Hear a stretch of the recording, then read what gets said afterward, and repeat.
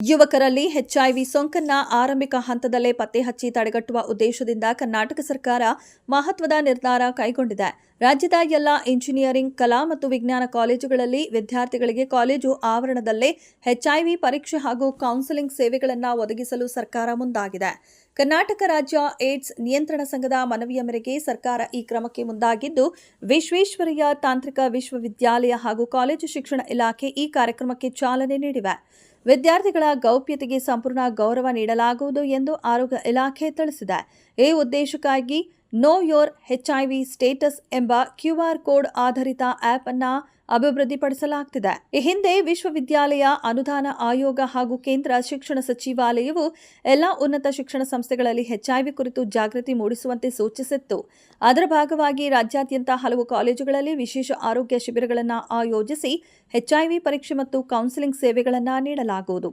ಈ ಯೋಜನೆಗೆ ಸಂಪೂರ್ಣ ಸಹಕಾರ ನೀಡುವಂತೆ ಆರೋಗ್ಯ ಇಲಾಖೆ ಎಲ್ಲಾ ಕಾಲೇಜುಗಳ ಪ್ರಾಂಶುಪಾಲರಿಗೆ ಸೂಚನೆ ನೀಡಿದೆ. ವಿದ್ಯಾರ್ಥಿಗಳಲ್ಲಿ ಹೆಚ್ಚುತ್ತಿರುವ ಎಚ್ಐವಿ ಪ್ರಕರಣಗಳ ಹಿನ್ನೆಲೆಯಲ್ಲಿ ಈ ಮಹತ್ವದ ನಿರ್ಧಾರ ಕೈಗೊಳ್ಳಲಾಗಿದೆ.